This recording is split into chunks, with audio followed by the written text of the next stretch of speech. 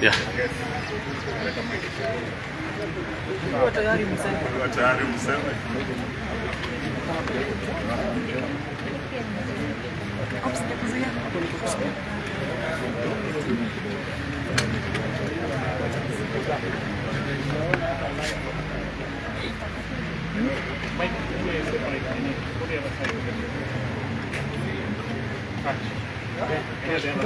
You ready? Watu wa magazeti tuanze. Haiko sawa. Najua mtu amana ndio mwenye anaongea. Wacha niwaambie. Wacha niwaambie wachukue business. Wasiniambie tunatumia nini. Kenya. Ina record. Icon. Sawa. Rolling. Senator tuko tayari. Hapo. Yes. Asante sana wanahabari, wananchi wa Karibu ambao kwa hapa. Leo hii ni siku ya kihistoria. Siku ya kihistoria kwa sababu tukizo ambalo tumeona leo, tukizo ambalo hatujailiona tangu tupate uhuru sisi kama taifa. Mnavyojua vizuri sana, mimi ni mwandishi wa michezo ya kuigiza. Mchezo huu wa Echoes of Doom ni mchezo wangu wa 82 tangu nizaliwe. Nimeandika michezo 82 na mchezo huu umeaktiwa na shule ya msingi ya Butere. Umefuzu kutoka sub county, ilikuwa nambari 1, county ikawa nambari 1, na katika regionals wale adjudicators walipatia max 90. Na hakuwa na tashwishi yote na mchezo.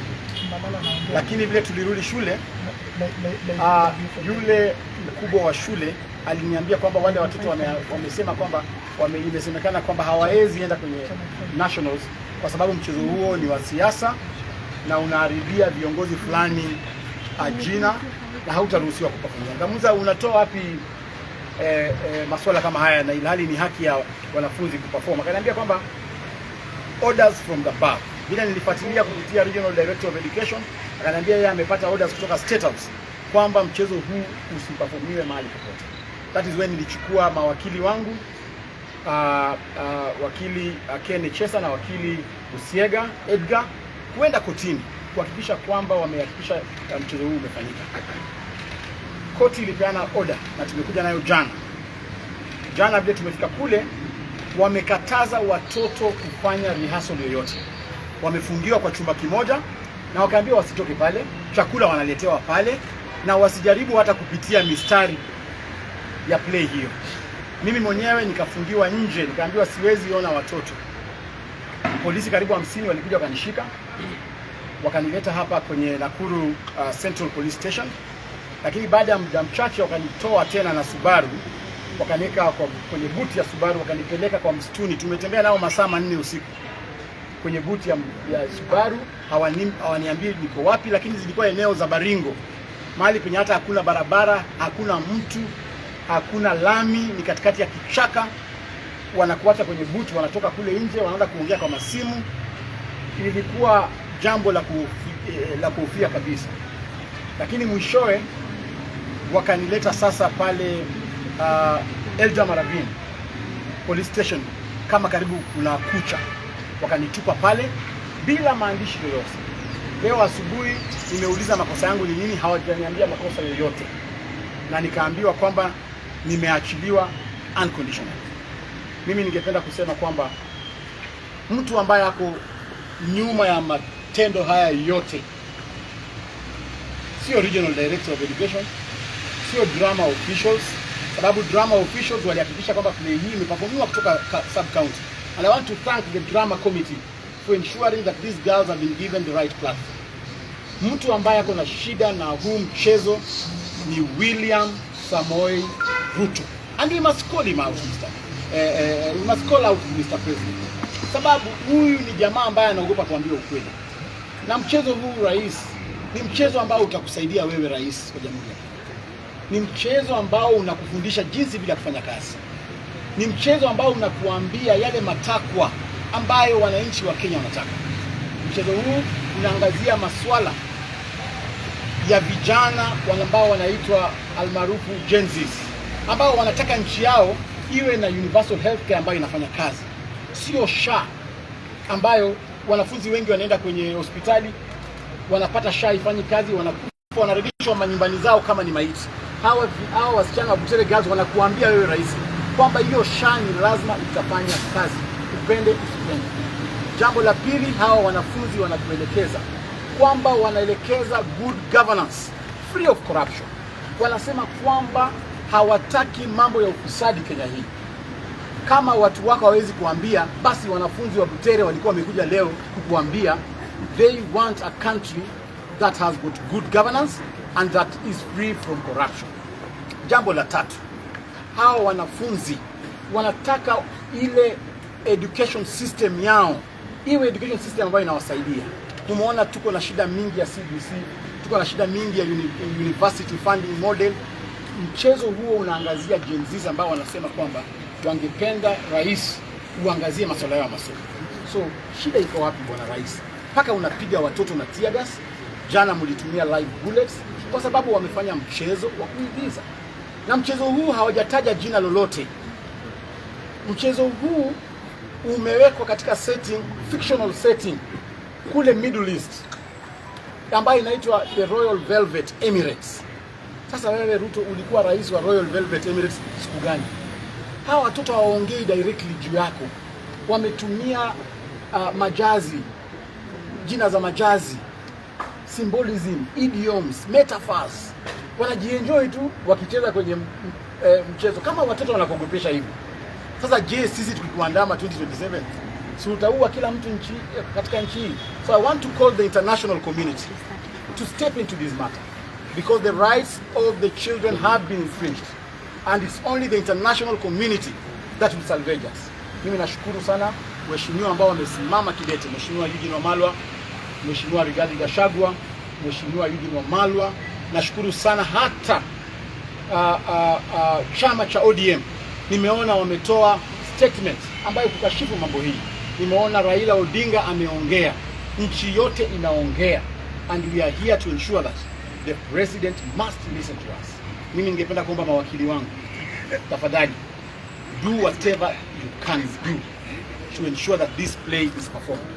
I am now instructing you to go back to court and get orders for those children to perform before an audience. The second order that I'm instructing you to go and get is those children waende wa perform katika National Theatre ambayo itakuwa filmed, and that performance will be used now as history so that the coming generations can be able to watch this play. What exactly transpired? Because within seconds ya nilitolewa katika gari yangu, walipasua kioo moja kwa gari yangu, wakatupa ndani pilipili ambayo ilikuwa pale ndani, so ikaanza kutuchoka, so ilibidi nitoke na wakanishika wakanipeleka hapa Nakuru, na vile nilisema tukapelekwa katika msituni, nikatolewa hapa Nakuru police station, nikapelekwa msituni usiku nzima. They didn't harass me. We are a very disciplined police force, by the way, because they didn't harass me. They had the option of beating me up in the wilderness, but they didn't do that. Nikisema kwamba polisi walinipiga nitakuwa nadanganya, au polisi walikuwa nafuata masharti ya mtu ambao walikuwa anaongea nao kwenye simu. Ningependa tu pia kuwasherekea kwa sababu walikuwa na option ya kunimaliza jana usiku.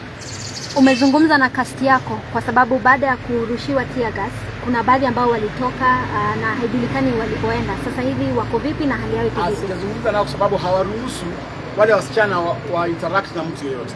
Sasa hivi nimeambiwa kwamba wamewekwa kwenye basi, wengine wanapelekwa kule Butere Girls. Sasa sijaweza kuwafikia. Kulikuwa na habari kwamba 15 walikuwa nakosa kufika.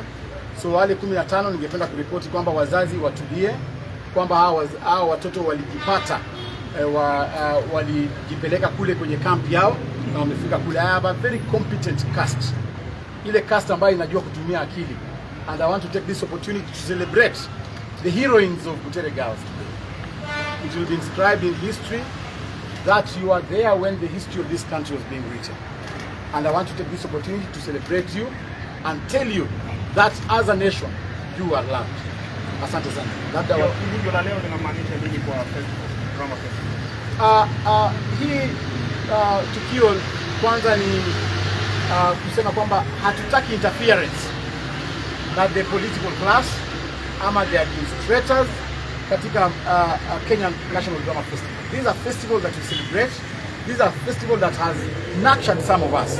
Ningependa kuomba vijana wote ambao wameghadhabishwa, all directors, all teachers ambao wameghadhabishwa na neno hili watulie, kwamba we are going to follow the right procedure for Butere girls to perform. Na tunataka zile plays zingine, zile items zingine ambazo zimekuja kuperform hapa Nakuru zipewe nafasi. The festival should not be interrupted kwa sababu ya hii tukio. Festival ipewe nafasi because we also don't want to infringe into the rights of other children. Waruhusu items zote za festival ziperformiwe and no item should be censored. Ikiwezekana hata waniite leo usiku niangalie zile items hazija perform, naweza weka kitu moja ama mbili ambaye inaweza saidia katika dissemination of information. I still have more items. Personally, I had 7 plays that I had scripted in this festival. 5 of them managed to come to the nationals. I want to announce here that you'll be seeing some of my plays being performed on that stage, and I will personally ensure that they disseminate the right information. Do you mind telling us about the names of the plays and the schools so that... No, I can't, because they will be victimized. From your own assessment, how would you have performed with your girls? Of course, we are up to the task. I have told you I have the best cast. I have never trained such a cast since I started this profession. I have the best cast, and I want to believe that if given opportunity, Butere girls is going to shock everyone, including William Samoei Ruto. There are people who are saying that you're using the juniors for a political squad. What's your say about that? Go read the set books those students are doing right now. Samaritan, Fathers of the Nation, all of them are political. Parliament of all of them are political plays. And therefore, these children, the thought of you thinking that they are children, that's where you go wrong. These are people who are informed. These young children are people who are seeing what is going on in their country, and they have a right to speak. Go read the Children's Act, go read the Education Act. They have a right to speak, and they have a right to be trained by anyone. And do not look at me from the lenses of a politician. Before I became a politician, I was an actor, then a director, then a politician. So look at me as a director and not a politician. And this will not stop me from doing what I like. I'll continue writing plays, and I even go now so that we do plays in public places like National Theatre, Alliance, and any other places using now adults. So I'll disapprove you, and I'm up to the task. Those children were traumatized after what happened today, after the tear gas. Is there going to be a follow-up for counseling and therapy?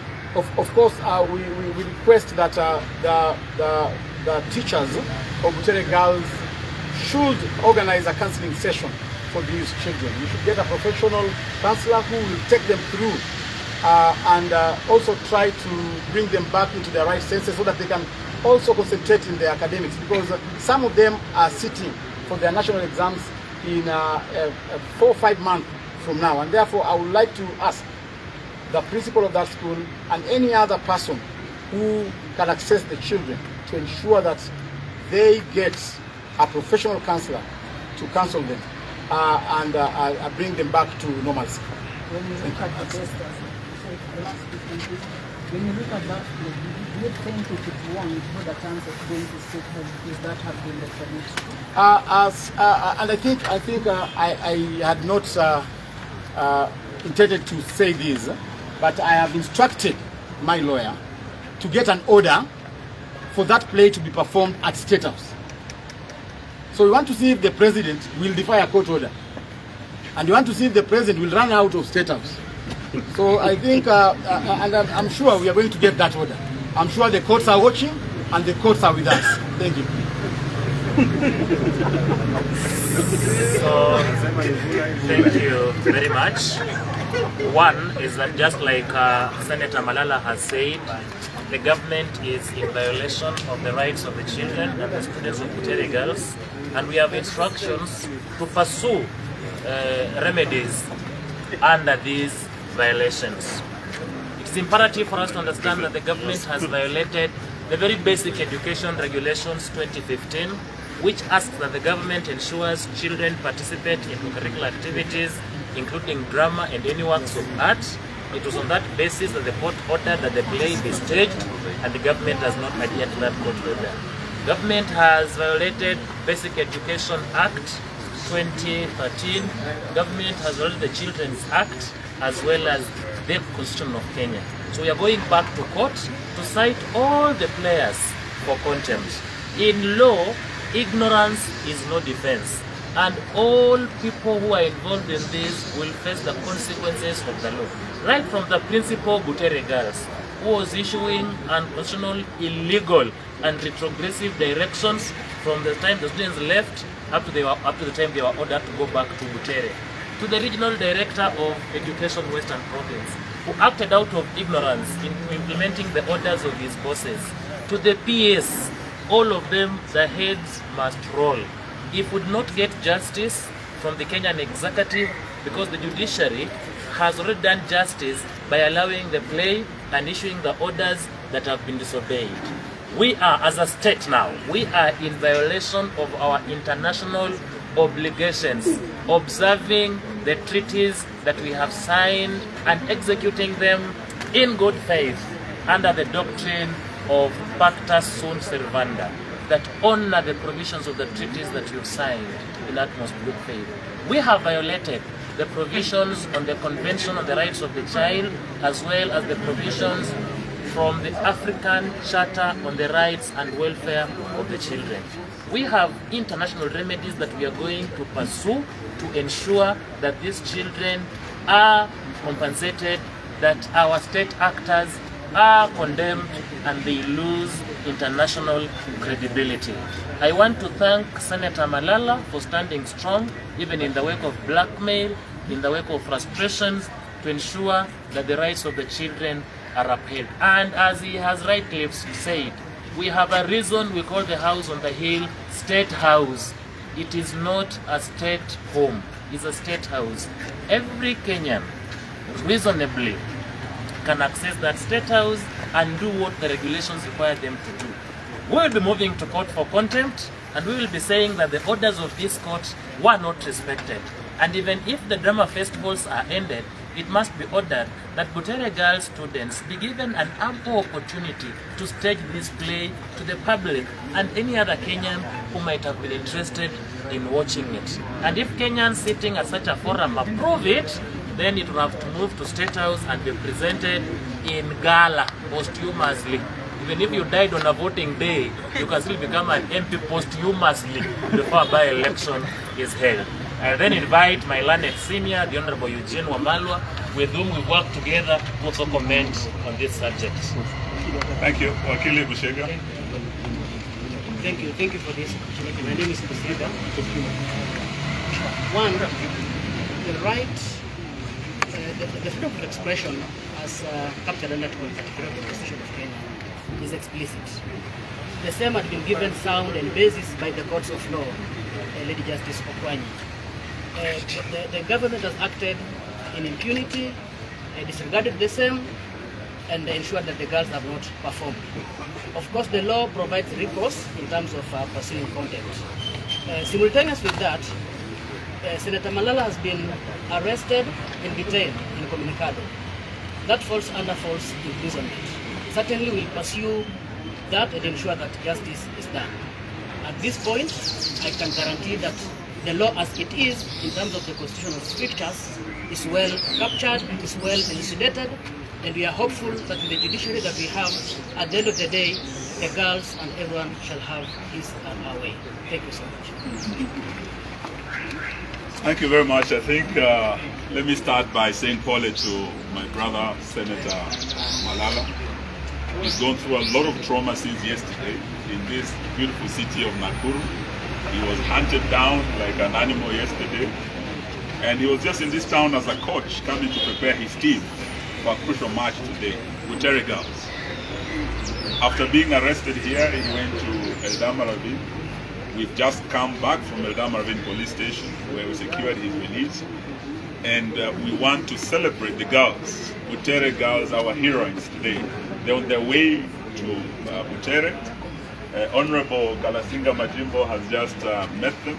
He's the MP from Western Kenya. He met them at Molo when they were driving home to Butere. So as we celebrate them, we also want to celebrate our hero, Cleophas Malalah, because he's a talented playwright.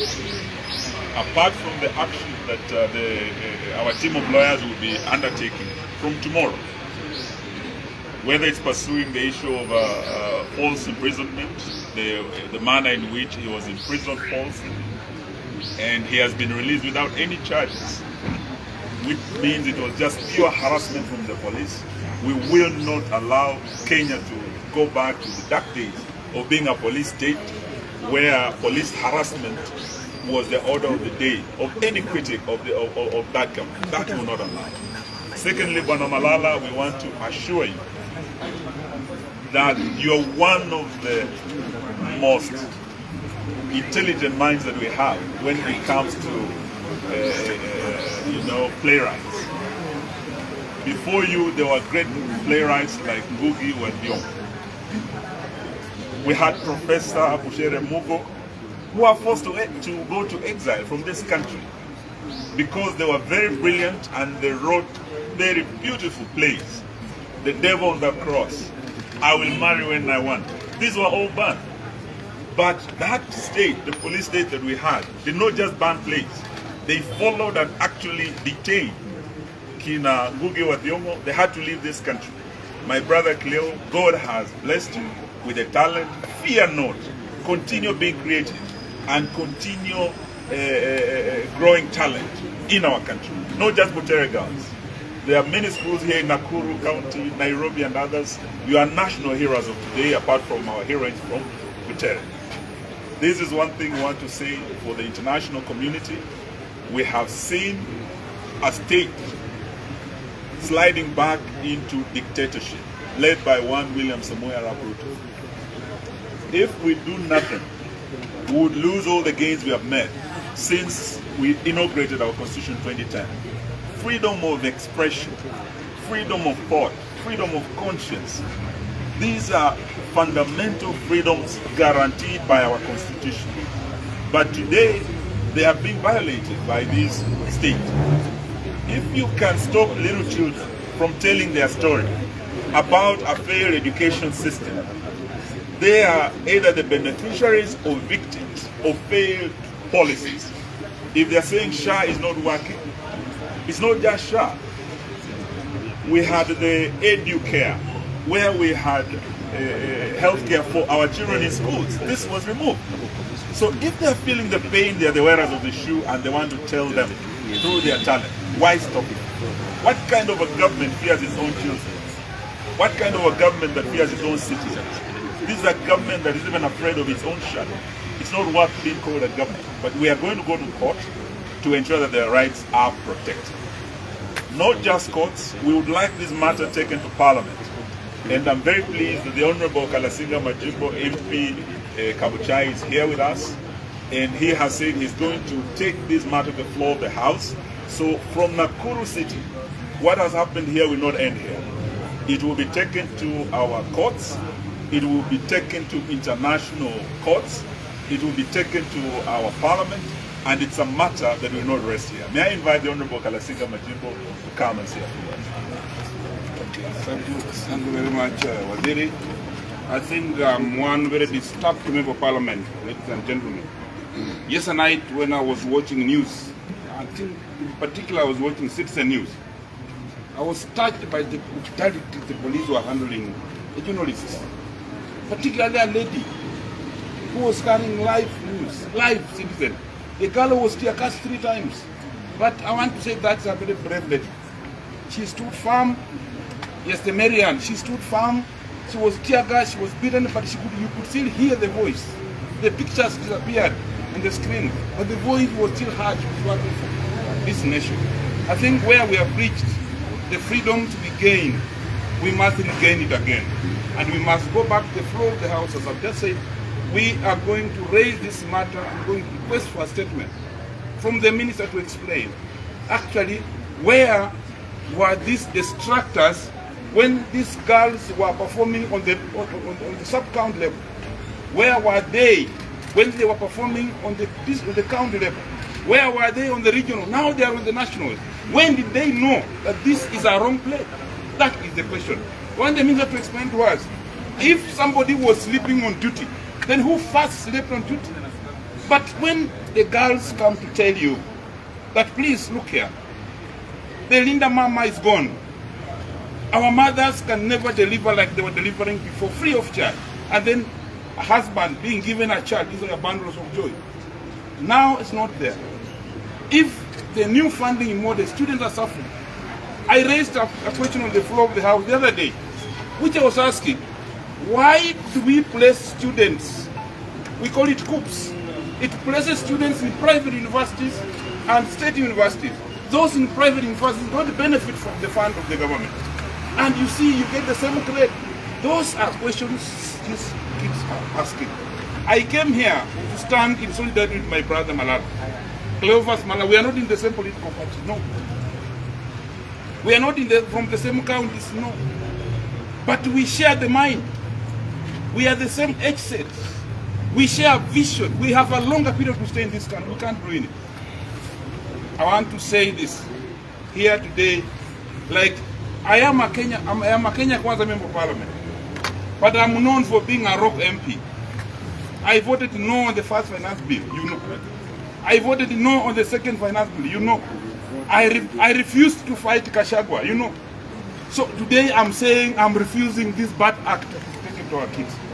I came here to sign solidarity with Malalah. You are joining the echoes of war. Thank you very much, Malalah. I am saying that please, we need a Kenya for all of us. What the only thing I will ask is, I would soberly, kindly request the First Lady, who is in State House now, to inform the state that she wants these Butere girls, the alumni of this school, to perform where she didn't State House.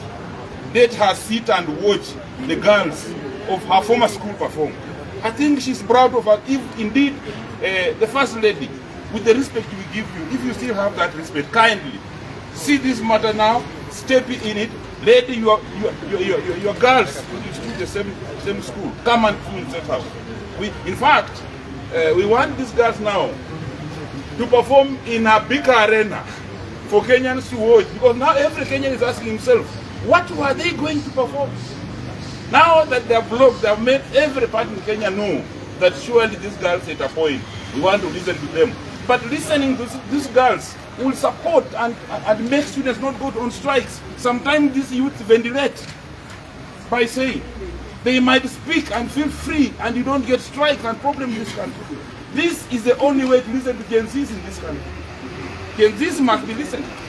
Thank you very much. And I think I don't want the Gen Zs to come again and eat our muchele. You know, they can easily come next time. Let us learn to listen to these youths. They have a point to have. Thank you, ladies and gentlemen.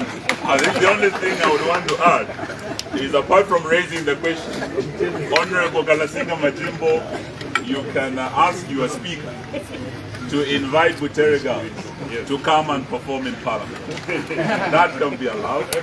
Just the way the Honorable Malalah has requested that the Butere girls be allowed to perform in State House, they can be allowed to perform in Parliament.